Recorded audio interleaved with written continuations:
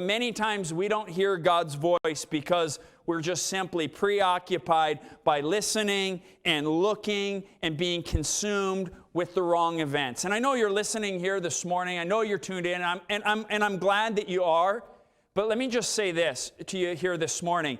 If you're getting an hour here, and Brother Zach does some stuff on Sunday night, I was going to say that. Tune in to Brother Zach on Sunday night at 5 p.m. And we have Wednesday night. But if that is the only still small voice that you hear, and then you bombard yourself with 40 or 50 hours the rest of the week with the commotion, you're missing what God has for you. And He's trying to show you something. And I don't know exactly what that is. I'm not a lord over God's heritage or anything, but I know this. I know that God brings us to these points of being down, and I know that God brings us to these points when the journey is too great for us because He has something valuable to show us.